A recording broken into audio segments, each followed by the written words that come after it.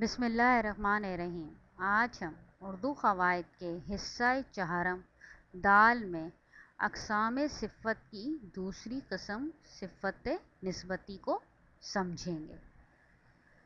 یہ وہ صفت ہے جو کسی شخص یا چیز کا دوسرے شخص یا چیز سے تعلق یا نسبت ظاہر کرے، یعنی ایک شخص کا دوسرے شخص سے ریلیشن تعلق کا جب اظہار کیا جائے گا تو وہ صفت نسبتی کہلایا جائے گا۔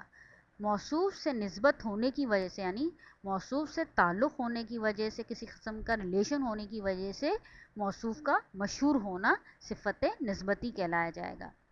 اس کو ہم آسان لفظوں میں یوں بھی کہہ سکتے ہیں کہ یہ صفت نسبتی وہ صفت ہے جو اپنے موصوف کے بارے میں یہ بتائے کہ وہ کون سا یا کہاں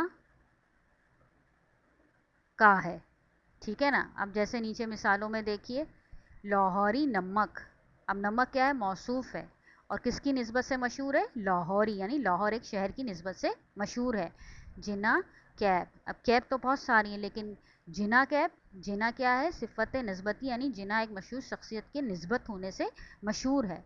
پاکستانی قوم، اب قوم موصوف ہے اور کس سے تعلق کا، کس سے نسبت ہو رہی ہے؟ پاکستانی، یعنی پاکستانی قوم سے نسبت کے تعلق سے کا اظہار کر رہی ہے۔